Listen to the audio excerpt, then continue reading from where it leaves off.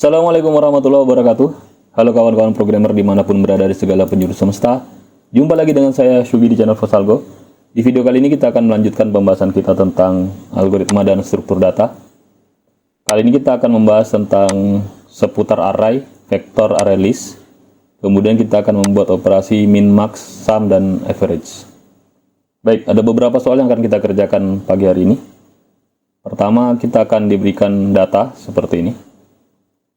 Kemudian kita diminta untuk melakukan penyimpanan untuk data di atas menggunakan array. Kemudian mencetak kembali ke konsol. Kemudian menghitung nilai min, max, sum, dan average dari data tersebut. Oke, baik. Jika kita melihat data seperti ini dan tidak ada permintaan untuk ditentukan berapa dimensi array yang harus kita buat, kita bisa menggunakan intuisi programmer kita. Jadi data ini bisa disimpan menjadi array satu dimensi saja, tapi bisa juga disimpan menjadi array dua dimensi. Baik, kita akan memulai dengan menyimpannya menggunakan array dua dimensi. Kita buka NetBeans-nya dulu. Jadi datanya tadi sudah saya copy dari tabel ini menjadi data seperti ini, yang dipisahkan menggunakan spasi ya. Kita buat projectnya dulu. Kita buat project ASD12 SD012 ya. Kemudian finish.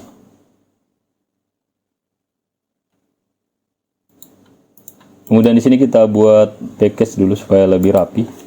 Kita beri nama Fosalgo misalnya. Kemudian kita buat kelas. Saya beri nama kelasnya adalah tugas 1 saja. New Java class tugas 01A, karena mungkin nanti akan saya buat versi keduanya juga. Oke, kita hapus dulu ini. Kita hapus, kemudian perbesar sedikit. Buat method main ps vm tab. Jadi cara pertama kita pakai yang array dua dimensi. Jadi ini bisa saya kopikan saja sebenarnya. Kemudian di sini saya lihat dulu datanya. Jadi datanya ini menyimpan bilangan-bilangan desimal. Jadi programmer harus punya insting juga, programmer insting, intuisi untuk memilih tipe data apa yang akan kita gunakan untuk menyimpan data ini. Kalau kita melihat di sini ada datanya adalah data-data bertipe bilangan desimal ya, bilangan pecahan, ada koma-komanya ini, bilangan desimal. Maka nanti tipe data yang cocok untuk menyimpan data ini adalah tipe float atau tipe double. Saya gunakan tipe double saja. Kemudian karena datanya bukan hanya satu, ada beberapa data, maka kita bisa menyimpannya sebagai array. Array bertipe double dua dimensi. Oke, baik, kita buat arraynya double dua dimensi seperti ini. Kalau dua dimensi, kalau satu dimensi berarti begini saja. Karena ini dua dimensi seperti ini. Kemudian saya beri nama di sini data. Sama dengan saya buat kurung kurawalnya, langsung saya balas titik koma. Oke, baik, saya kembali ke datanya. Karena datanya ada 3 baris, saya mau buat dia menjadi array 3 baris juga, maka di sini saya enter dulu. Saya enter lagi, kemudian saya enter lagi di sini. Saya buat kurung kurawal saling berbalasan koma. Ini untuk baris 1, untuk baris 2 seperti ini. Kemudian untuk baris 3 tidak perlu saya tambahkan koma di belakangnya. Oke, kemudian datanya saya masukkan. Terus saya letakkan di sini. Terus di antara tab-tabnya ini nanti saya pakai koma ya. Tapi saya copy saja dulu yang lain. Ini untuk baris kedua. Kemudian ini untuk baris ketiga. Oke, untuk ini spasinya saya coba pakai find and replace saja. Saya ganti menjadi koma, spasi. Replace. Kita ganti satu-satu. Sampai di sini masih ada error. Kita lihat kalau ada errornya seperti apa. Yang ini belum ya. Oke. Jadi datanya sudah tersimpan sebenarnya ke dalam array double ini. Jadi data yang ini tadi sudah tersimpan ke dalam array double. Data ini sudah tersimpan ya. Jadi seperempat bagian dari tugas ini sudah selesai. Kemudian kita diminta untuk menampilkan lagi, mencetak kembali ke konsol. Jadi untuk mencetak ke konsol, karena datanya data 2 dimensi, maka kita pakai looping yang bersarang, 2 looping juga ya, berlapis juga loopingnya. For tab dari sama dengan 0 sampai data.length. Faedah dinamis kita pakai data.length ya. Walaupun kita tahu ini jumlah barisnya ada 3 baris, kita tulis 3 di sini tidak apa-apa. Cuma nanti dia jadi tidak dinamis ketika datanya kita rubah. Jadi kita membiasakan diri supaya ketika datanya yang berubah, kita tidak perlu berubah batasan for-nya. Kemudian untuk kolomnya, for tab J sama dengan 0 dan selama J lebih kecil dari data. Untuk kolom kita pakai data i.length seperti ini. Jadi ini untuk barisnya data.length, untuk kolomnya data i.length. Kemudian kita cetak south. Kalau kita mau cetak pakai pemisah koma, bisa kita buat seperti ini. Nanti kita perbaiki. Saya buat seperti ini dulu. Kemudian di sini saya tulis data ij, baris ke i, kolom ke j. Tidak pakai ln di sini. Jadi di sini tidak ada ln-nya. Nanti setelah selesai satu baris baru ada ln-nya, baru dia enter ya. Jadi saya buatkan enternya di sini. Coba saya run file, tunggu ya, dia tercetak seperti ini, ada komanya. Cuman di sini ada kelebihan koma di depan. Saya kira teman-teman sudah bisa mentaktisi ini. Sisa kita tambahkan di depannya if ya. Jika J lebih besar daripada 0, jika J lebih besar daripada 0, baru kita cetak komanya south. Jadi untuk J yang sama dengan 0, dia tidak cetak komanya ya. Untuk J yang sama dengan 0, dia tidak cetak komanya. Jadi yang pertama ini dia tidak cetak, karena ini pada saat J sama dengan 0, yang ini dicetak. Sekarang pada saat J sama dengan 0, dia tidak perlu mencetak koma. Kita tambahkan ini. Nah, di sini tidak perlu mencetak koma lagi. Karena perintah untuk mencetak koma sudah kita pindahkan kemari. Kalau kita run file, ya tidak ada komanya. Cuman ini ada komanya. Jadi sedikit perbedaan mungkin di nomenklatur Indonesia atau di nasional kita. Kadang kita membalik ya antara koma dengan titik. Kalau pemisah desimal, kalau di pemrograman pakai titik. Umumnya pakai titik juga ya. Kalau di mata uang Indonesia pemisah desimalnya itu pakai titik. Pemisah desimalnya itu pakai koma. Sedangkan di pemrograman pakai titik. Saya kira teman-teman bisa menyesuaikan. Jadi ini yang dimaksud adalah 2,35 kalau kita baca dengan aturan nasional kita. Kemudian ini koma yang sesungguhnya. Kemudian kita akan menambahkan juga di atasnya ini ada kurung siku lah sedikit mungkin. Supaya ada sedikit variasi seperti ini. Kemudian yang dibawanya juga pakai kurung siku juga. Baru dia enter. Jadi nanti di ujungnya ini ada kurung sikunya ya, di sini dan di ujung sini. Coba kita run file. Oke. Kalau mau cara lain mungkin bisa juga. Kalau tidak mau pakai koma spasi, saya kasih alternatif lain. Misalnya teman-teman mau pakai simbol titik koma juga bisa. Seperti ini. Atau kalau mau pakai simbol lain, kita coba semua saja supaya banyak alternatif ya. Supaya teman-teman bukan hanya punya satu pilihan saja, pilihan jalan, ada banyak jalan yang lain. Kita bisa pakai simbol pipa seperti ini. Run file. Atau simbol pipanya mau di tengah-tengah mungkin. Run file. Bisa seperti ini. Atau mungkin teman-teman bisa juga pakai simbol lain. Misalnya spasi ya, bisa juga spasi. Coba pakai garis miring S begitu, atau garis miring T mungkin ya. Pakai tab, bukan pakai spasi. Kalau kita pakai tab seperti ini, dia lebih rapi ya, terlihat lebih rapi. Kalau bilangan ininya, bilangan desimalnya sama, tempat desimalnya ini 2 desimal, ini 2 desimal. Tapi kalau ada yang tidak sama seperti ini, jadi dia jadi sedikit kurang rapi. Masih ada cara cetak yang lain menggunakan printf ya sebenarnya. Tapi saya kira cukup sampai di sini saja, kita pakai print yang biasa. Oke, ini kalau datanya 2 dimensi. Kemudian bagaimana kita menghitung nilai min dan max-nya? Jadi kita coba latihan menghitung min dulu. Saya perlihatkan dulu ke teman-teman, siapa tahu ada yang mau review dulu kodenya. Untuk sementara sampai di sini. Jadi ini untuk menyimpan datanya.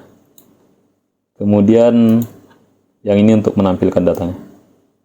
Jadi kalau teman-teman sudah punya kemampuan untuk memasukkan data seperti ini, bisa dikembangkan lagi mungkin dengan datanya di input dari keyboard dan sebagainya.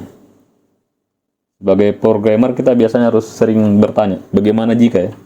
Jadi kita coba bagaimana jika datanya di input dari keyboard, dan bagaimana kalau datanya 1 dimensi dan sebagainya. Oke, baik. Kita akan latihan menghitung nilai min atau nilai terkecil yang ada di sini. Nilai terkecil yang ada di data ini ya. Ada banyak cara untuk mencari nilai terkecil di sini. Kemudian ada banyak cara. Cara pertama, kita bisa membuat sebuah variabel. Kita beri nama misalnya min juga. Tipenya double, sesuaikan tipenya dengan tipe data yang ada di dalam sini. Kalau tipenya integer ya integer juga. Di sini double, kita pakai double juga. Double min. Nilai min ini mula-mula kita beri nilai awal atau nilai inisial dengan angka yang sangat besar di TP data double.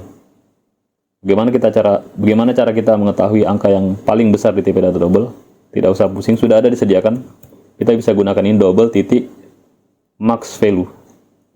Jadi mula-mula kita set nilainya, kita atur nilainya, kita tetapkan nilai dari variabel min ini sebagai angka yang sangat besar.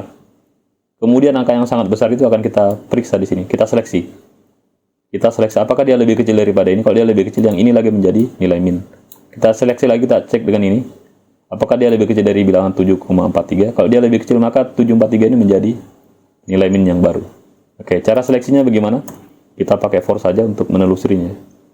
For tab integer i sama dengan 0 dan i lebih kecil dari data.len.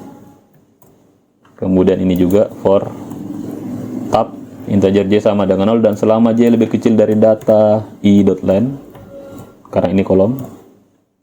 Kemudian di sini kita buat penyeleksiannya. Jika data ij pada baris i kolom ke j lebih kecil dari nilai min kita yang sebelumnya kita tetapkan sebagai nilai yang sangat besar, tentunya dia lebih kecil ya. Kalau ini sudah jelas ini bilangan sangat kecil, karena ini bilangannya besar sekali ya. Nanti kita coba cetak berapa angkanya itu.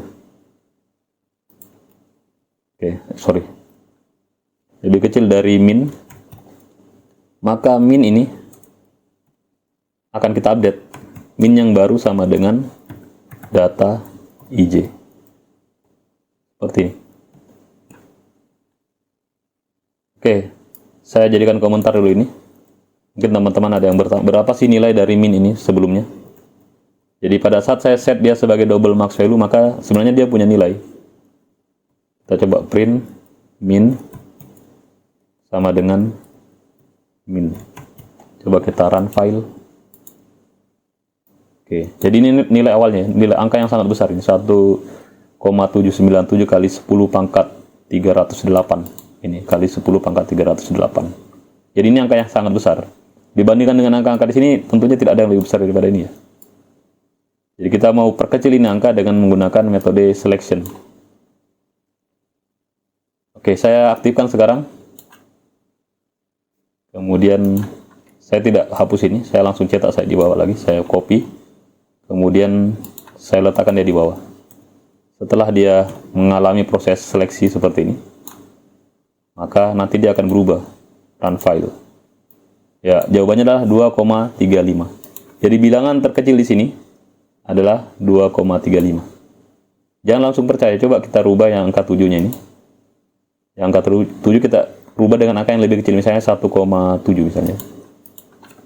1,7. Harusnya tanpa mengubah apapun di bagian kodenya, saya hanya merubah datanya.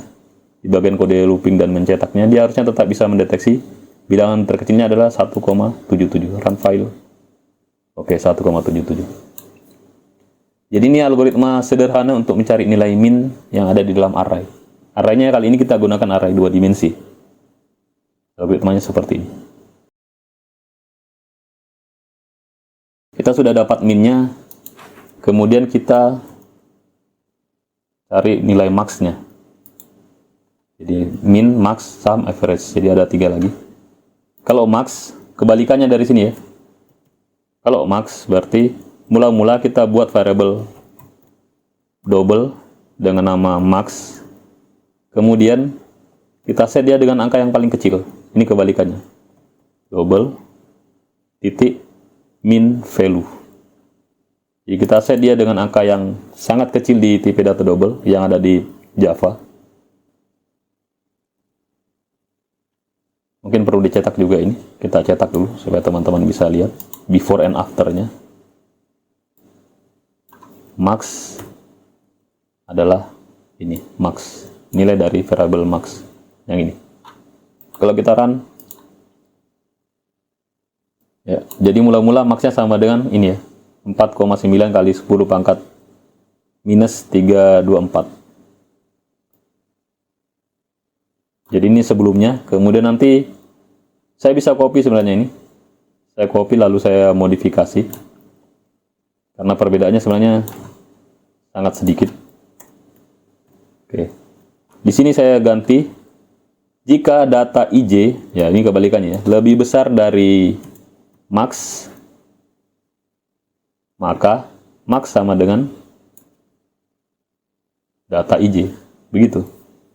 Cukup saya rubah yang itu saja. Kemudian saya cetak lagi. Maka nanti program saya bisa menampilkan nilai max juga. Saya run file. Nah, seperti ini. Dapat max-nya adalah 5174. Yang mana 5174 ada di sini ya. Jadi seandainya ada angka yang lebih besar dari 5174, misalnya 6325, maka nanti angkanya harus berubah kalau kita rubah datanya, tanpa merubah program yang di bawahnya ya. Misalnya saya rubah di sini 3625 misalnya. 36259 misalnya. Ini lebih besar daripada 5174. Kalau saya run ini tanpa mengubah program yang di bawahnya, cukup saya rubah datanya, maka dia akan mendeteksi 36259 ini sebagai angka yang terbesar atau angka max. Oke, kita jadikan komentar yang ini. Karena yang saya mau lihat adalah angka yang terbesarnya. Ini tadi nilai inisialnya. Oke, baik, saya kira untuk max, bukan ini dulu. Saya kira untuk mencari nilai min dan max selesai sampai di sini ya. Cuman mungkin teman-teman ada bertanya. Kode ini boros ya, kalau kita lihat kode ini sangat boros. Jadi kita bisa gunakan, tidak usah terlalu banyak sebanyak ini loopnya. Kita bisa persingkat ini. Saya perlihatkan dulu kodenya. Kode borosnya saya perlihatkan dulu.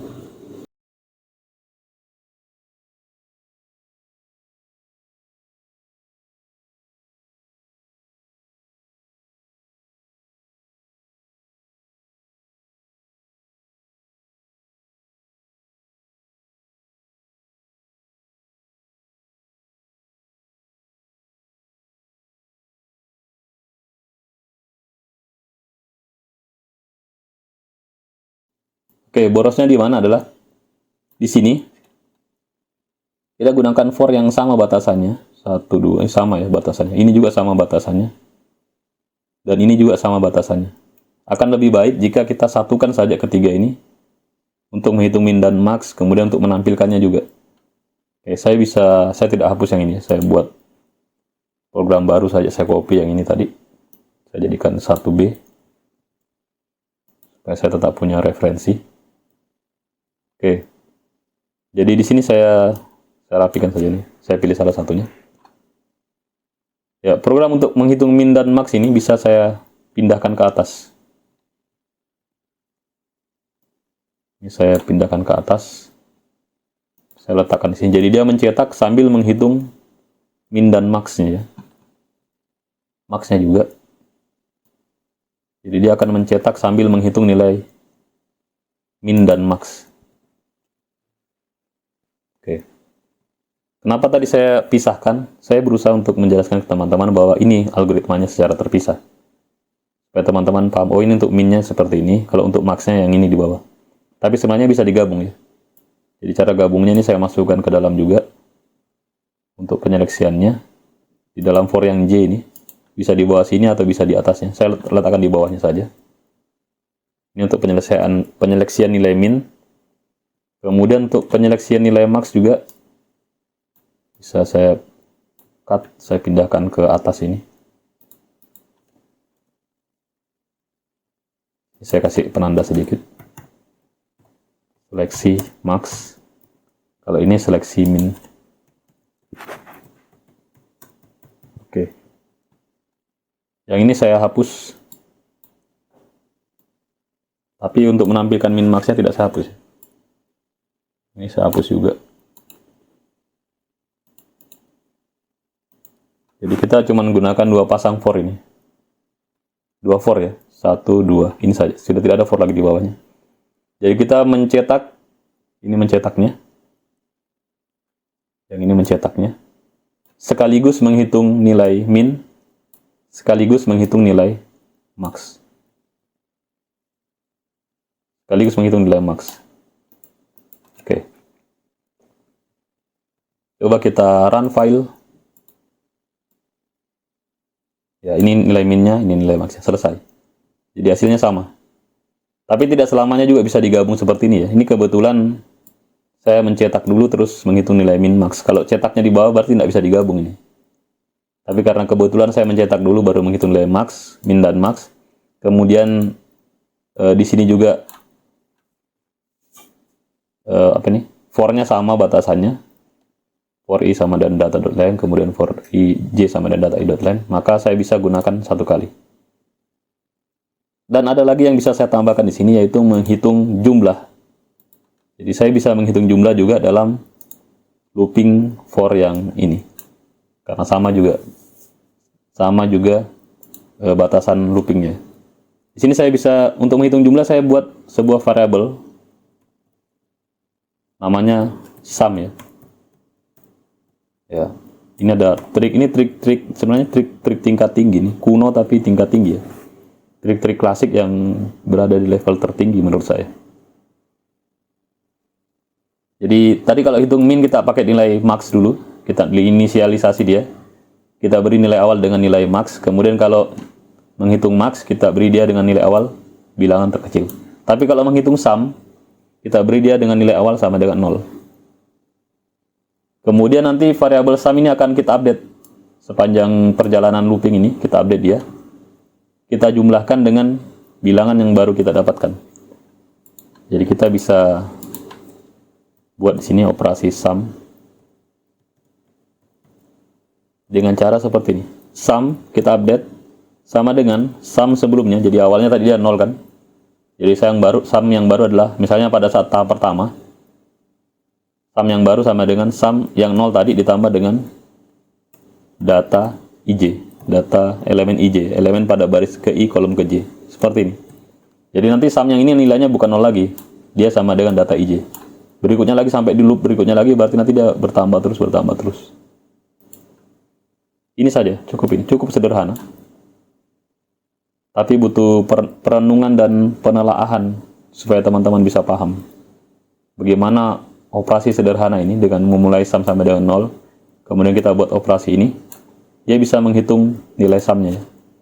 Oke, kita coba sort, kita buktikan sum sama dengan tambah sum. Kita format dulu, run file. Oke, dengan 2 baris tambahan perintah saja, dia bisa menghitung sum. Ini sumnya. Oke. Kemudian berikutnya kita bisa menghitung lagi average ya, rata-rata. Jadi average itu rumusnya adalah sum dibagi dengan banyaknya data. Sebenarnya kalau datanya teratur seperti ini kita bisa langsung tahu berapa banyak elemen datanya ya. Karena ini ada 3 baris, kemudian kolomnya ada 1, 2, 3, 4, 5, 6, 7, 8, 9. Ada 10 kolom, berarti 30 data. Cuman masalahnya kita harus, sebagai programmer kita harus berpikir general supaya program kita tetap bisa digunakan menghadapi berbagai perubahan data ya. Jadi seandainya ada datanya yang kolomnya tidak sampai 10 di sini, karena di Java dimungkinkan kita membuat data array berbentuk tangga, maka sebaiknya kita olah sendiri untuk jumlah datanya. Kita bisa buat variabel di sini namanya n gitu ya, jumlah data, banyaknya data. Ya, dia operasinya mirip dengan sum, tapi dia tipenya integer, tentunya integer. Banyaknya data itu pasti integer ya. Nggak mungkin dia double. Atau bisa saja double kalau ada 1,5 data, tidak ada ya. Banyaknya data itu selalu integer. Integer n mula-mula kita beri nilai dia sama dengan 0 juga. Nah, tapi setiap dia menemukan data, dia tidak ditambah dengan data ij, tetapi di plus saja ya. Di sini kita pakai n plus. Di sini pakai n plus atau update banyaknya data. Sehingga nanti di sini di bawah kita bisa menghitung average. Setelah penghitungan sum selesai ya, di sini penghitungan sumnya sudah selesai. Kita bisa menghitung average-nya sama dengan sum dibagi dengan n. Kalau mau aman ini karena sumnya tadi double dan n-nya bukan double, dia n-nya integer. Tapi ini aman ya karena ini sudah double juga. Tapi kalau kedua-duanya integer kita harus berhati-hati. Kalau sumnya integer dan n-nya double, kita harus berhati-hati di situ karena bisa saja terjadi kehilangan data. Saya biasanya konversi ini atau saya casting ya. Saya konversi dengan cara casting. Saya jadikan dia double. Saya casting ke double seperti ini. Karena kalau di Java bilangan integer dibagi integer hasilnya tetap integer. Jadi misalnya 5 dibagi 2 kalau di Java itu, kalau kedua-duanya 5-nya itu integer dan 2-nya integer juga, berarti 5 dibagi 2 itu sama dengan 2 ya, bukan 2,5. Jadi harus berhati-hati dalam penggunaan tipe data. Average sama dengan sum dibagi double. Kemudian di sini saya bisa tampilkan sort. Saya bisa tampilkan average sama dengan kemudian tanda tambah average. Seperti ini. Saya luruskan ini supaya rapi. Oke, saya coba run file. Ini sudah ada average-nya. Kalau teman-teman mau tulis berapa angka di belakang koma, ini ada decimal formatting, teman-teman bisa pelajari juga. Kali ini saya sampaikan seperti ini saja. Jadi ini ada average-nya, ada sum-nya, ada max, dan ada min. Oke, baik. Cara lain untuk menghitung sum ini ada juga sebenarnya. Cara yang lebih terlihat expert, teman-teman bisa tulis seperti ini. Sum plus sama dengan data ij. Nah, ini sama saja. Coba kita run, hasilnya akan sama saja. Tapi terlihat lebih expert. Sum plus sama dengan data ij. Kita run file. Ya, hasilnya sama saja. Baik, saya kira itu untuk penggunaannya kalau kita mau simpan datanya dalam bentuk array 2 dimensi. Saya coba scroll kodenya.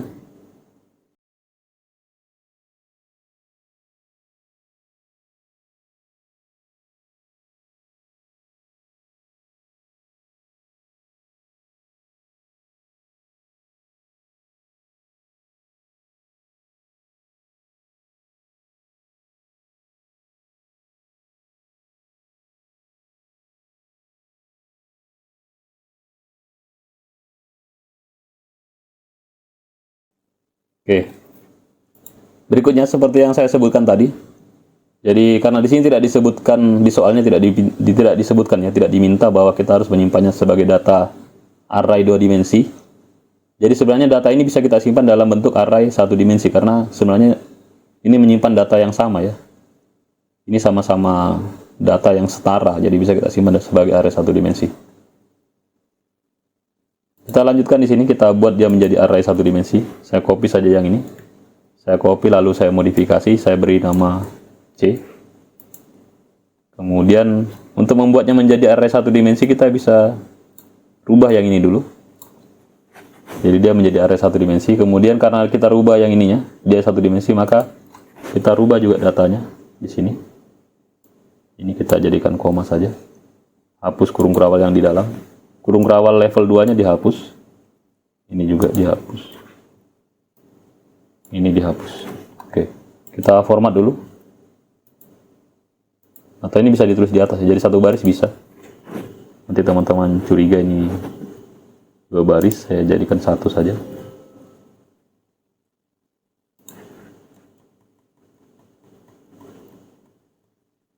Oke, coba saya format. Oke, jadi ini datanya sudah menjadi array 1 dimensi ya. Saya simpan sebagai array 1 dimensi. Oke. Karena datanya berubah, tipe array-nya menjadi 1 dimensi, maka nanti operasi yang di sini juga berubah. Jadi tidak ada lagi for yang di dalam nih. Kita periksa sekarang. Jadi cara cetaknya, kita juga tidak diminta untuk mencetak seperti ini. Jadi kita bisa, tapi kalau mau dicetak seperti ini juga bisa ya, walaupun dia 2 dimensi. 1 dimensi mau dicetak seperti ini bisa juga. Cuma di sini tidak diminta untuk mencetak seperti ini, maka kita cetak seperti layaknya data 1 dimensi. Kita buat ini, kita pindahkan ke atas. Pencetaknya kita pindahkan ke atas seperti ini. Ini dihapus. Kemudian yang ini diletakkan di bawah. Kemudian yang ini dihapus. Kurung di dalamnya dihapus. Kemudian yang ini, jika i lebih besar daripada 0, maka cetak tab ya. Kemudian yang ini data i, tidak ada j-nya. Kemudian jika data i lebih kecil dari min, maka min sama dengan data i. Kemudian ini juga, jika data i lebih besar daripada max, maka max sama dengan data i. Kemudian sum sama dengan data i. Kita format. Sebenarnya sampai di sini selesai, kita run file. Selesai lagi ya. Sorry. Kita run file selesai. Cuman sekarang dia tercetak menjadi 1 baris. Tapi nilai-nilai yang di sini sama. Oke, saya hapus, saya rapikan.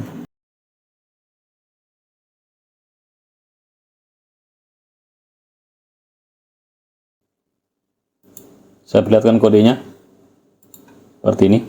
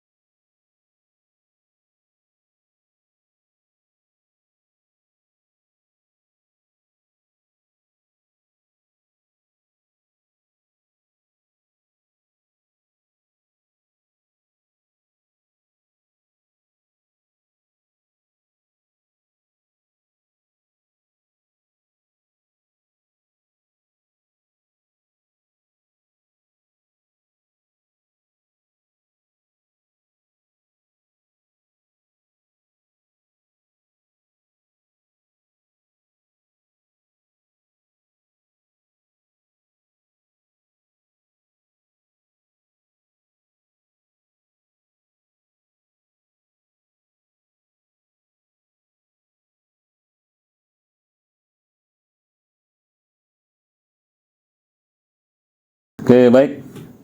Berikutnya kita ke nomor 2. Jadi sebenarnya nomor 2 dan 3 ini sama saja dengan nomor 1. Cuman sini kita diminta untuk menyimpannya menggunakan vektor. Kemudian yang di bawahnya kita diminta untuk menyimpannya menggunakan array list. Operasinya sama. Min, max, sum, dan average. Jadi kita langsung ke sini saja, ke projectnya. Kita buat satu kelas lagi baru. Kita beri nama tugas 02. Tugas 02 kita akan simpan menggunakan vektor. Oke, baik, di tugas 02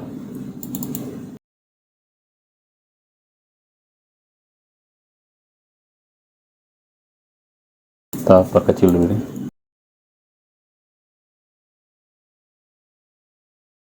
Kita buat method main. Kemudian kita buat vektor. Karena kita mau simpan tipe data double, kita buat seperti ini, tipe generic double, pakai tipe wrapping ya. double, D-nya D besar, tipe wrapping, double data, sama dengan new vector.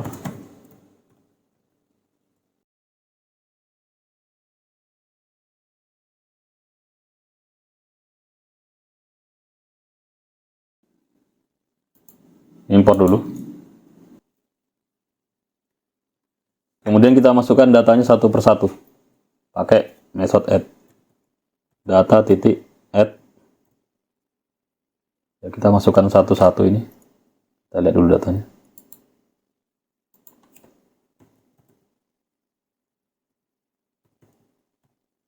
Data add, buka kurung.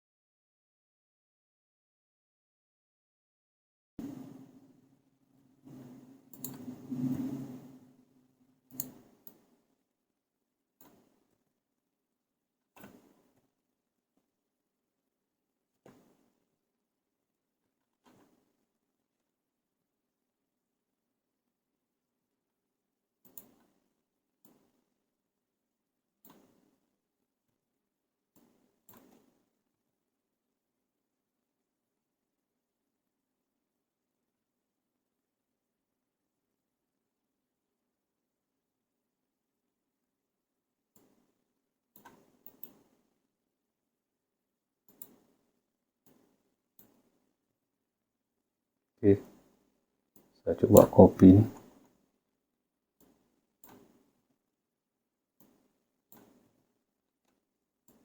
Kita copy dan ada banyak errornya.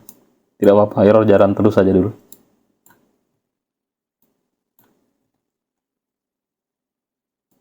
Jadi ini adalah the power of tetap tenang walaupun kode error. Kita bisa find and replace sebenarnya.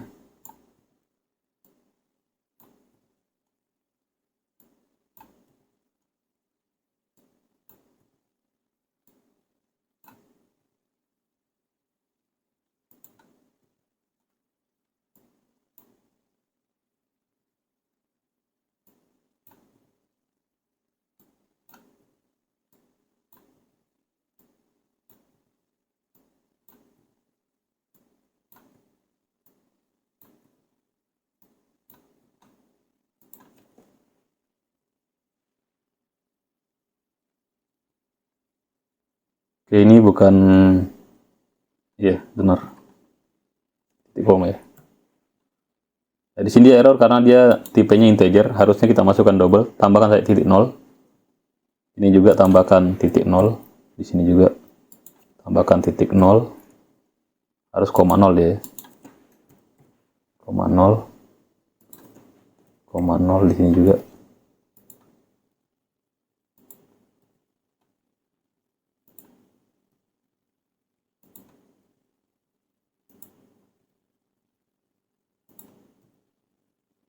Jadi yang sudah desimal tidak error juga. Oke, kita coba format dulu. Kita delete.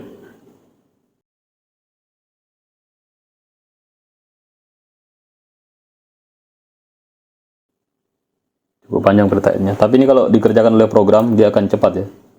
Dia bisa otomatis. Kalau misalnya datanya dari file, terus kita minta program untuk membaca dari file, kita tidak perlu copy paste seperti ini. Oke, saya format lagi. Oke. Jadi saya sudah berhasil memasukkan datanya ke dalam vektor bertipe double. Bernama data juga ya, sama-sama namanya data. Kemudian untuk menampilkannya, kalau di vektor mau ditampilkan bisa kayak begini. Saya tulis data begini, terus titik 2. Tanda tambah saya tulis saja di sini ya, data. Langsung di print saja ini. Tanpa embel-embel apa-apa, langsung di print saja. Ini hanya variasi saja, walaupun seperti ini tadi bisa. Seperti ini bisa ya, langsung data di print begini bisa. Dia langsung tercetak juga seperti ini. Kalau mau di print semuanya, bisa seperti ini. Kalau mau print tertentu bisa pakai if atau langsung masukkan saja indeksnya. Oke, baik. Berikutnya kita akan menghitung nilai min. Jadi kita hitung minnya. Kita buat dulu variabel double min. Sama caranya dengan yang tadi. Double min sama dengan double titik max value. Kita isi dia dengan nilai yang sangat besar. Kemudian kita lakukan looping dari i sama dengan 0 dan selama i lebih kecil dari data bukan .length kalau di sini ya, karena ini bukan array, .size. Data.size. Ingat, bukan data.length, di sini data.size. Kemudian di sini kita periksa jika min lebih besar dari, atau kita balik dengan cara yang tadi. Jika data get, ya pakai get juga, dia tidak pakai langsung kurung siku dan indeksnya ya. Dia pakai get di sini kalau vektor. Jika data get i lebih kecil dari min, maka kita update minnya. Maka min yang baru sama dengan data titik get i. Ya, dari sini kita bisa langsung cetak minnya. Oke. Run file min seperti ini. Apakah sama dengan yang tadi? Run file 1, ya ini belum diganti, datanya belum saya ganti ya. Jadi kita bisa cetak minnya. Berikutnya untuk mencari nilai max-nya juga sama. Kita buat double di sini, variabel double max. Triknya sama ya. Double. Mula-mula kita set dengan nilai awal berupa nilai yang paling kecil, min value.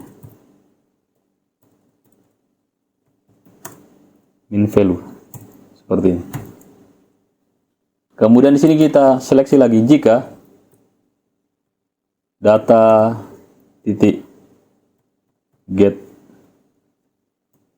i lebih besar dari max. Kalau dia lebih besar daripada max, maka kita update maxnya. Max sama dengan data titik get i. Data pada indeks ke i ya. Seperti ini. Data pada indeks ke i di vektor. Sekarang kita bisa cetak juga max-nya. Saya malas mengetik, saya copy saja ini. Kalau kita run file, dia akan hitung nilai max-nya. Begitu juga dengan sum. Jadi kita buat variabel sum sama dengan mula-mula diberi nilai 0. Kemudian nanti di sini kita update nilai sum-nya dengan cara sum plus sama dengan data titik get i. Seperti itu, sangat sederhana. Kemudian di sini kita cetak sum-nya. Di sini kita run file. Ya, ada sum-nya di bawah. Kemudian terakhir average. Jadi average karena dia cuman satu baris, satu dimensi sebenarnya ini. Sama dengan ini tadi ya. Kalau di sini sebenarnya kita tidak butuh n lagi, n++ karena kita buat arraynya satu dimensi. Coba saya hapus di sini. Kita bisa hapus ini. Kalau dia pakai array satu dimensi. Kalau tadi dua dimensi karena saya khawatir akan ada kolom yang tidak sama jumlahnya. Kalau di sini tadi di array satu dimensi kita bisa hapus. Ini kita ganti dengan data.length ya. Nah, sama di sini juga nanti kita bisa dapat nilai average-nya di sini. Double average sama dengan sum dibagi dengan, kita casing lagi data.length-nya. Data, bukan data.length ya, data.size. Kalau di vektor dia pakai size. Data.size. Cukup dengan rumus ini saja, maka kita sudah punya average-nya. Kita copy ini untuk menampilkan average, nilai rata-rata ya. Run file, ya kita dapat ini. Jadi cukup sederhana, saya scroll kodenya dari atas ke bawah. Ini tadi untuk membuat vektornya, tipenya double, pakai tipe generic double. Jadi di sini dia vektornya tidak bisa simpan data lain lagi ya, selain tipe data double. Karena sebenarnya vektor bisa, di dalam sebuah vektor kita bisa menyimpan berbagai tipe data. Cuman kalau kita sudah tetapkan dengan tipe generik seperti ini, maka dia hanya bisa menyimpan tipe data double. Oke, ini kodenya.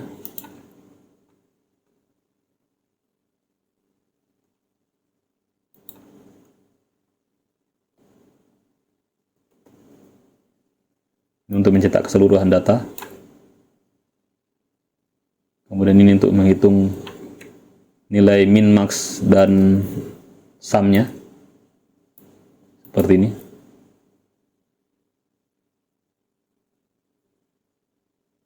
Ini untuk menghitung nilai rata-ratanya. Jadi saya pakai data.size untuk menghitung banyaknya data ya.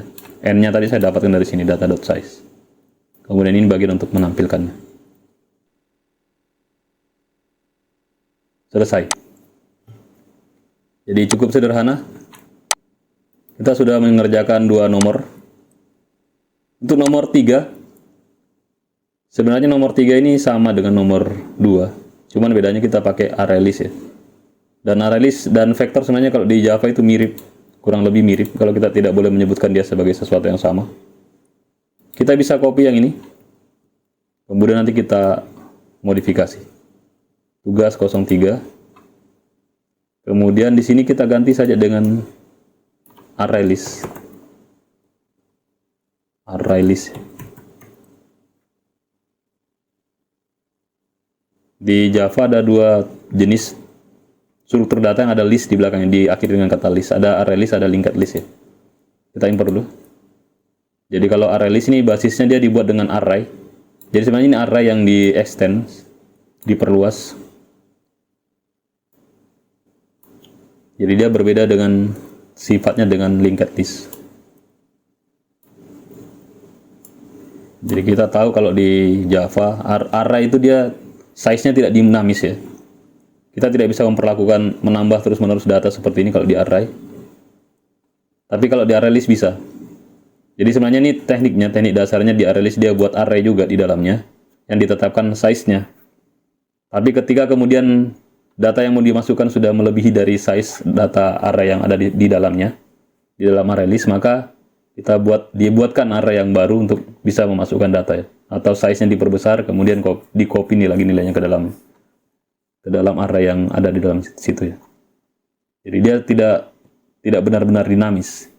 Jadi kalau dia mau tambahkan data, dia perbesar lagi size array-nya. Karena pada dasarnya array di Java itu dia size-nya statis ya, ukurannya statis, panjangnya statis. Tidak bisa dirubah-rubah. Oke, baik, ini saya rubah saja menjadi ArrayList.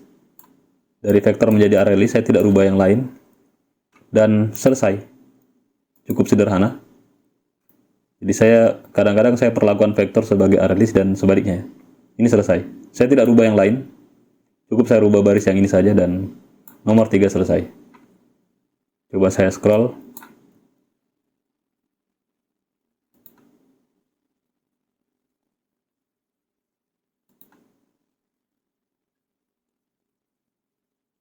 Ini untuk menghitung nilai min, max, sum, dan average-nya tidak saya rubah.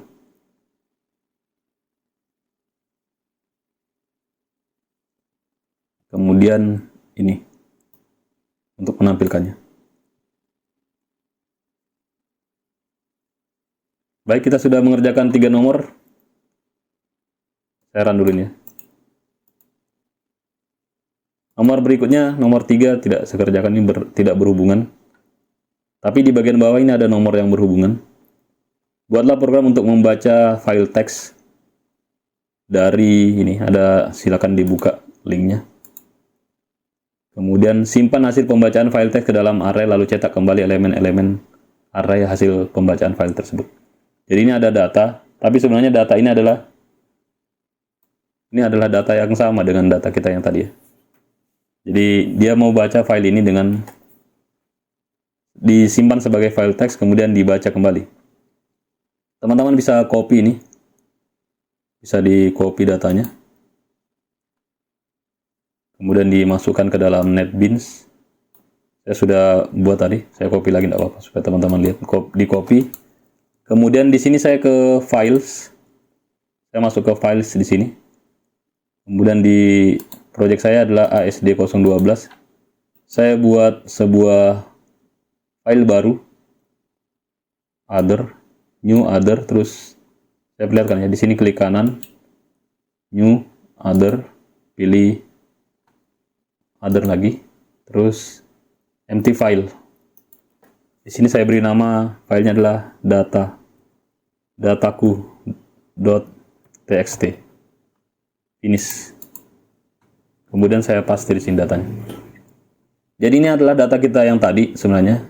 Cuman masing-masing elemen data dipisahkan dengan titik koma ya. Jadi pemisahnya adalah titik koma di sini. Oke.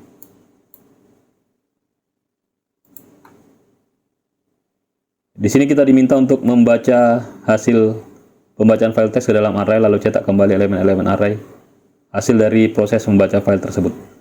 Jadi di sini kita diminta untuk membacanya ke dalam array.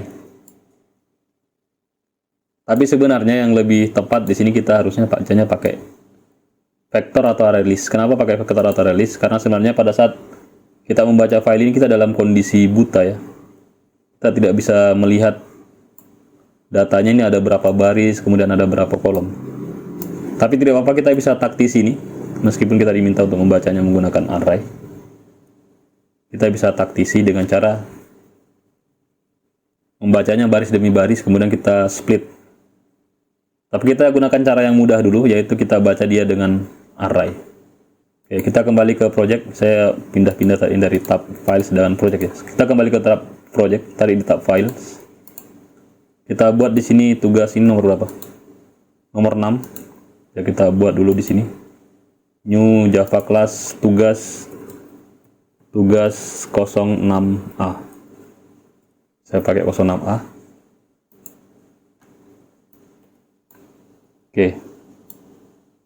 Cara baca file kita bisa pakai cara yang sederhana, kita pakai scanner. Jadi sebenarnya scanner itu bisa untuk baca file juga ya.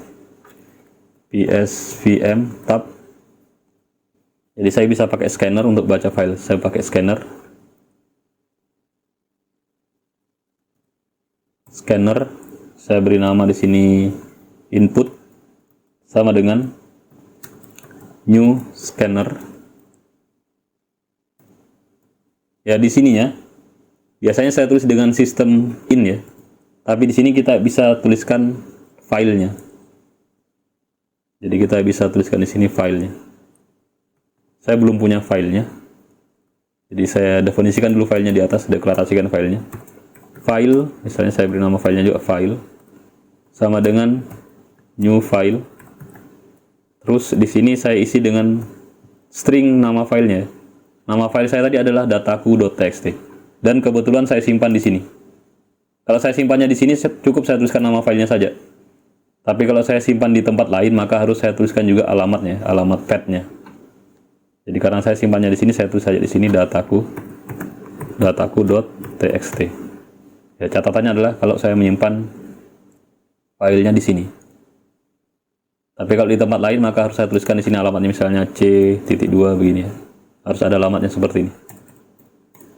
Oke. Kita simpan dengan cara ini dulu yang sederhana. Ini ada errornya, kita import saja. Oke. Terus di sini ada error, jangan panik dulu. Jadi di sini harus, karena ini melibatkan operasi file, maka kita harus bungkus dia dalam sebuah ini blok try and catch ya. Ya di sini ada, kalau saya klik ini tanda merahnya, dia akan ada perintah.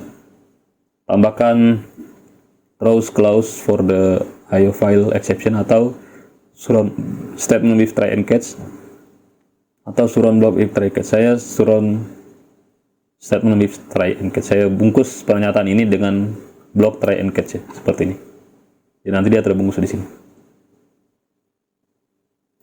Ini saya hapus saja biasanya, atau tidak apa-apa seperti ini, supaya nanti kalau ada error dia muncul di sini errornya, pesan errornya apa. Misalnya filenya tidak ada atau gagal membaca file. Oke, di sini saya sudah bersiap untuk membaca file. Dan jangan lupa nanti setelah proses pembacaan file selesai, lakukan close ya. Lakukan closing, input titik close. Saya belum baca filenya tapi sudah saya close. Jadi proses pembacaannya akan saya letakkan di sini nanti. Oke, kita akan baca baris per baris. Kita tahu barisnya ada 3 di sini. Tapi seandainya kita tidak tahu, kita juga bisa taktis ya. Jadi saya asumsikan dulu di sini saya tahu ada 3 baris.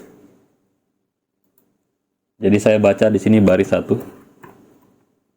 Nanti ada caranya juga kalau kita tidak tahu barisnya. Karena biasanya user memasukkan baris semaunya, sekarapnya user. Oke, saya buat di sini string baris sama dengan sc titik, bukan sc ya, input. Saya kebiasaan buatnya pakai sc, input titik next line. Ya, di sininya sama dengan pembacaan dari konsol. Oke, saya di sini saja dulu. Kalau saya run ini, saya coba cetak. Jadi kode saya baru ini ya. Ini saya hapus saja, nanti membingungkan teman-teman. Ini tujuannya untuk menampilkan errornya ya. Ini kalau dikosongkan juga enggak apa-apa sih sebenarnya, enggak. Tapi tetap harus ada block try and catch-nya. Oke, kalau sampai di sini saya membaca baris ke-1 yang ada di dataku. Baris ke-1 yang ini ya. Jadi kalau saya coba run, dia akan tampilkan apa adanya. Bersama dengan titik komanya ya. Saya shout baris, saya run, maka dia akan menampilkan data ini. Data yang pertama, beserta titik komanya, titiknya, titik komanya, semua. Kalau saya copy lagi di sini untuk baris 2, tidak perlu saya buat lagi variabel barisnya karena sudah ada. Saya sisa gunakan saja. Ini baris 2, saya run lagi. Ya, dia terbaca apa yang ada di file ini ya. Kalau saya rubah datanya ini misalnya 77. Kemudian saya save. Di sini saya run. Data yang awalnya 76 harus berubah jadi 77 ya. Ya, 77. Oke, jadi cukup mudah. Untuk baris 3 saya copy lagi nih. Kemudian sini saya rubah barisnya, langsung saya copy saja. Komentarnya saja yang saya rubah. Saya run file. Ya, dia mencetak semua baris yang ada di situ. Jadi ini dengan asumsi tadi saya tahu jumlah barisnya. Bagaimana jika saya tidak tahu jumlah barisnya? Ya, ada caranya juga ya. Sudah disiapkan di scanner. Oke, saya perlihatkan ke teman-teman dulu ini kodenya. Karena saya mau rubah.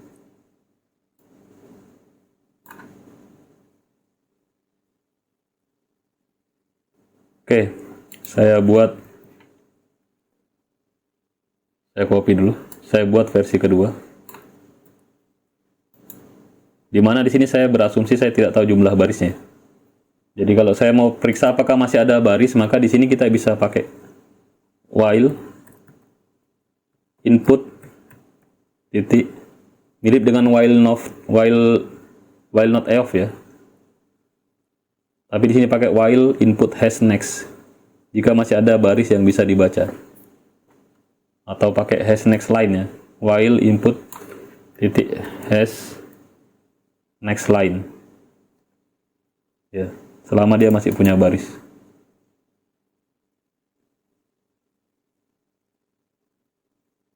Kelebihan 1 kurungnya.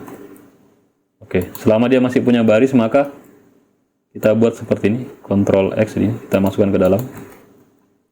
Baris sama dengan, saya hapus satunya karena ini bukan baris 1. Ya, ini saya hapus.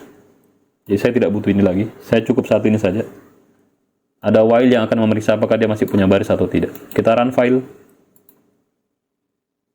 maka dia akan baca semua. Jadi seandainya datanya lebih dari 3 baris, seperti ini, saya copy saja datanya. Saya save, dan saya run. Dia harus secara dinamis mendeteksi jumlah barisnya. Oke, jadi seperti itu, cukup mudah. Jadi dia akan membacanya menggunakan perintah hash next ya, perintah input hash next di kelas scanner. Oke, baik, kita belum menyimpan datanya ini. Kita akan gunakan cara mudah dulu tadi, kita belum menjawab soalnya, tapi kita gunakan cara mudah. Kita bisa gunakan di sini array atau array list yang cara mudahnya. Jadi di sini saya buat bukan array atau array list. Saya bisa gunakan vektor atau array list ya. Saya gunakan array list saja. Array list. Tipenya adalah double. Saya beri nama data di sini. Sama dengan new array list. Seperti ini. Jadi saya siapkan array listnya. Kemudian nanti array list ini akan saya isi dari dalam while ini. Oke, saya enter dulu sini. Mungkin nanti saya tidak butuh ini ya. Tidak usah cetak per baris, saya langsung baca ini array list. Jadi di sini saya baca baris ini, saya baca apa adanya per baris ya. Saya baca angkanya sama titik komanya, dan dia berupa tipe string. String dan masih tergabung-gabung ya, masih lengket-lengket istilahnya. Supaya dia berpisah, kita split dulu. Dan kita splitnya dia masih berupa tipe string juga, string begini. Kita beri nama di sini kolom atau s kolom ya, s kolom, string kolom maksudnya, kolom string. Kita break, kita split ya. Jadi baris titik split. Kita split berdasarkan pemisahnya ini titik koma. Jadi pakai petik terus begini. Jadi nanti dia akan dipisah menggunakan titik koma. Karena kalau kita cetak ini sekarang kolom, coba kita cetak kolom pakai arrays. Banyak cara mencetak array ya. Teman-teman harus menguasai semua teknik ini. Arrays titik to string s kolom.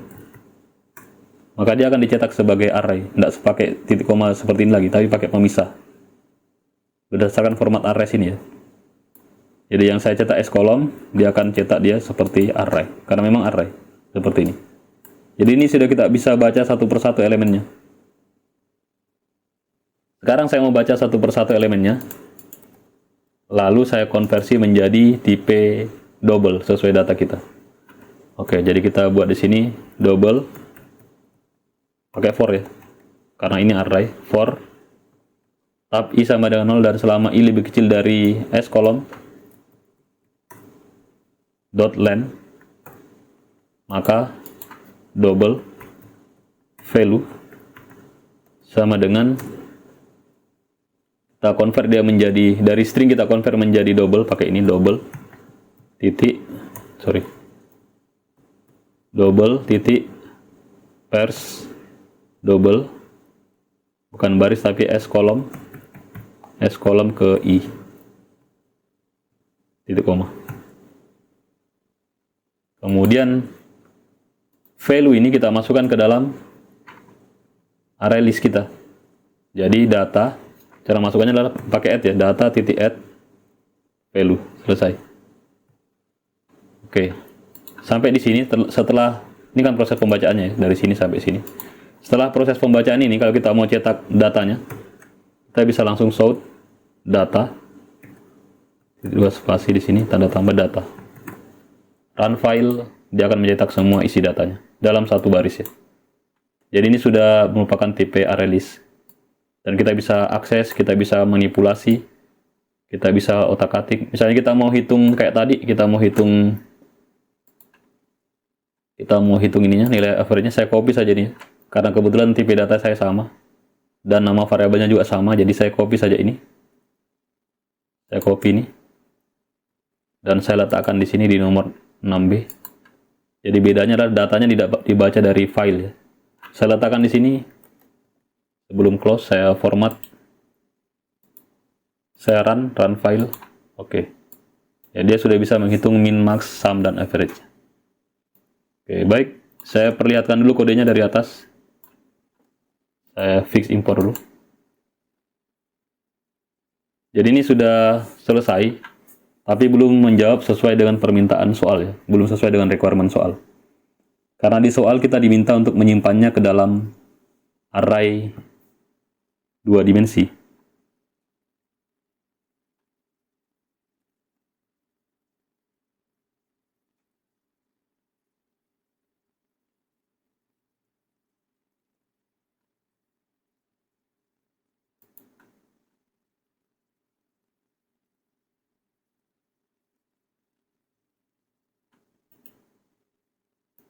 Oke, mungkin ada teman yang bertanya juga, bagaimana kalau saya mau pakai vektor? Ya cukup mudah ya, jadi karena vektor dan array list bisa kadang-kadang bisa saling menggantikan, jadi saya coba copy dulu ini kelasnya, jadi 06C. Kemudian di sini saya ganti menjadi vektor. Cukup dengan mengganti ini, jadi vektor, yang ini juga jadi vektor. Jangan lupa diimpor kelas vektornya, Java util vektor. Selesai.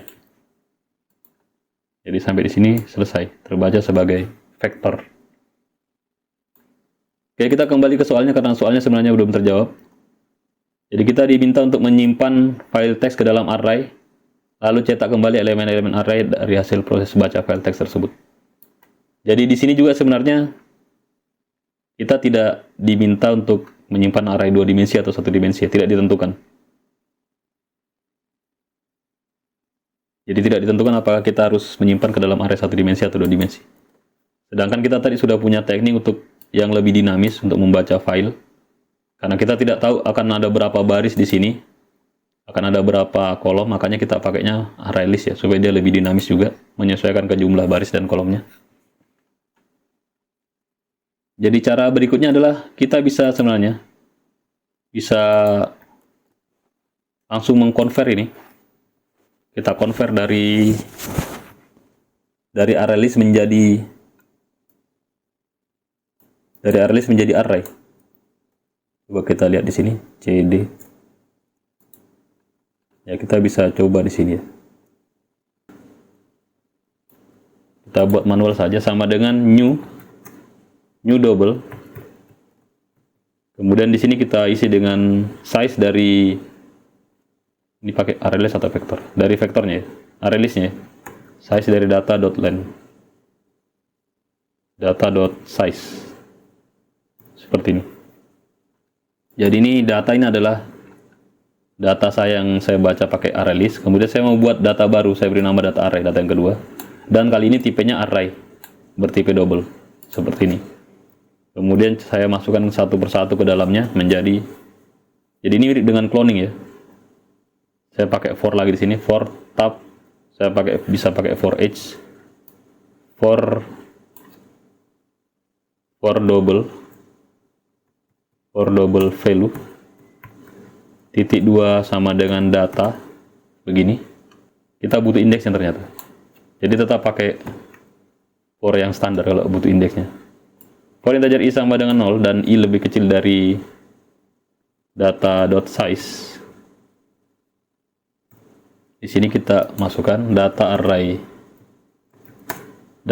i sama dengan data titik get i juga, seperti ini. Ya, sekarang kita bisa cetak data array-nya pakai sort tab.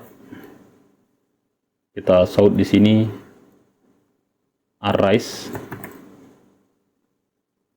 titik toString, pakai toString data array, seperti ini. Kalau kita run file, dia akan tercetak sebagai array 1 dimensi.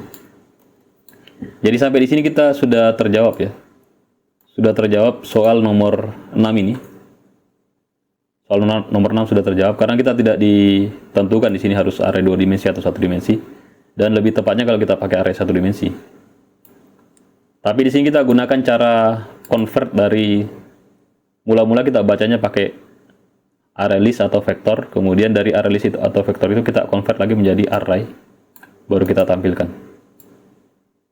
Kalau ditanya alasannya kenapa kita gunakan array list atau vektor, karena kita sebagai programmer kita harus berpikir general dan berasumsi terhadap berbagai kemungkinan kesalahan user. Seandainya datanya tidak jelas ini berapa barisnya, ini kan belum tentu dia isi, user mengisi dengan 3 baris ya. Kita bisa saja membuat program untuk membaca file ini, file khusus file ini saja, tetapi program kita jadi tidak general. Kalau dipakai baca file lain tidak bisa. Harusnya kan setiap kita membuat program itu diusahakan sebisa mungkin dia bersifat general. Jadi bisa untuk baca file yang ini, bisa juga untuk baca file yang lain.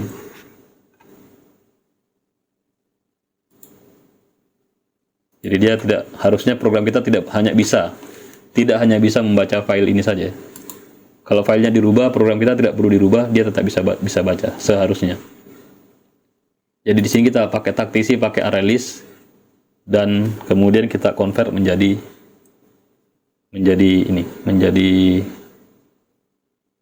array lagi. Tapi seandainya kita tetap dipaksa harus pakai array tanpa array list dan vektor, kita juga harus bisa ya. Kita harus bisa beradaptasi dengan soal. Jadi kita coba paksakan dia untuk membacanya tanpa menggunakan ArrayList dan vektor. Saya buat dulu kodenya, saya buat kelasnya, atau saya copy saja ini. Copy, saya beri nama 6e. Kemudian di sini saya hapus ArrayList-nya dan vektornya. Saya hapus ArrayList-nya. Kemudian di sini kita tidak bisa pakai while lagi. Jadi kita harus tetapkan di sini array-nya double. Array-nya array 2 dimensi, data sama dengan new double. Kita tetapkan dia sebanyak 3 baris. Kemudian kolomnya kita kosongkan dulu. Ini bisa yang di kolomnya. Tapi barisnya harus ditetapkan dari awal. Seperti ini. Kemudian kita pakai tadi yang perintah pertama. Baris 0. Jadi ini baris 0. Baris 1 sebenarnya, cuman karena indeks array pakai 0 ya, kita pakai baris 0 saja supaya mudah untuk menyesuaikan. Baris 0 sama dengan input next line. Kemudian kita split ini. Kita split dia menjadi titik koma. Kemudian kita baca value-nya satu persatu. Di sini kita bisa dapat, kita tulis kolom ya di sini. Kolom sama dengan baris split titik koma. Kemudian di sini kita bisa tahu jumlah kolom untuk baris pertama. Jumlah kolom untuk baris pertama adalah sebanyak panjangnya juga ini kolom, string kolom ini. Jadi kita bisa buat juga di sini data pada baris 0 sama dengan new double dengan size-nya adalah kolom.len titik koma. Oke. Kemudian di sini kita kopikan satu persatu ke dalamnya. Jadi saya bisa copy yang ini dulu. Nanti saya modifikasi. Value-nya sama dengan data pada kolom ke I. Kemudian di sini bukan data, tapi data 0 kolom J, kolom I. Saya pakai J ya, supaya teman-teman tidak terganggu. Tapi sebenarnya ini bisa saja saya pakai I. Saya pakai J di sini. Pakai J di sini. Data 0 kolom ke J sama dengan value. Selesai. Selesai untuk baris 0. Untuk baris format dulu ya. Untuk baris 1 saya copy lagi nih. Apa boleh buat karena kita dipaksa untuk membuatnya menjadi array 2 dimensi tanpa menggunakan ArrayList dan vektor. Ini saya delete saja karena saya sudah buat variabelnya di atas. Untuk baris 1 ini juga saya delete saja karena sudah buat variabelnya di atas. Kemudian data 1 sama dengan new column.len.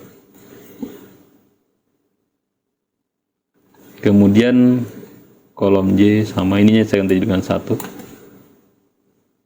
Oke. Untuk baris 2 sebenarnya ini baris ketiga, tapi saya pakai indeks array-nya dari 0 jadi 0 1 2 ya. Ini yang kedua adalah baris ketiga. Kemudian di sini 2. Di sini 2 juga. Oke, sampai di sini selesai. Saya hapus dulu yang di bawah ini sampai di close-nya. Oke, di sini kita sudah baca ya baris per baris. Dan sudah kita konversi menjadi tipe double. Jadi ini datanya sudah tip array 2 dimensi bertipe double. Kalau kita mau gunakan, kita cetak dulu ya. Tadi ada perintah cetak yang nomor 2 kan katanya. Ya nomor 1 ya. 1A ini. Ini ada perintah untuk mencetak. Ya, perintah untuk mencetak sekaligus menghitung min dan max. Kita copy saja ini.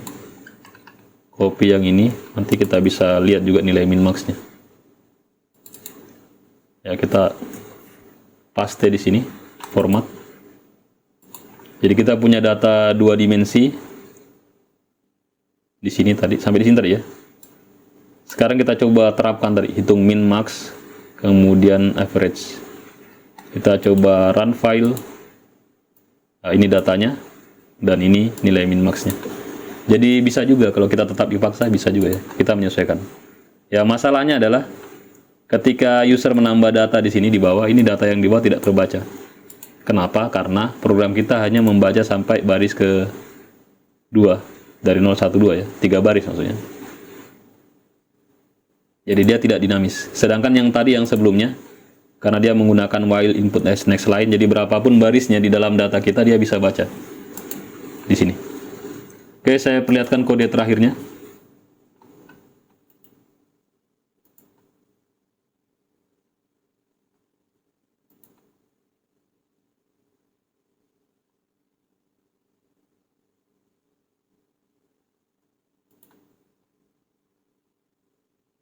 Yang kode ini sama saja dengan yang sebelumnya. Oke, saya kira demikian. Kalau teman-teman punya pertanyaan dan saran, boleh ditanyakan di kolom komentar. Mungkin ada yang punya ide-ide kreatif juga yang bisa dibagikan ke saya. Boleh kita diskusikan bersama di kolom komentar. Mungkin bisa menjadi sumbangan ide juga untuk saya untuk jadi konten video tutorial berikutnya. Mohon maaf atas segala kekurangan. Jangan lupa like, share, and subscribe jika video tutorial ini bermanfaat. Tetap semangat. Terima kasih. Wassalamualaikum warahmatullahi wabarakatuh.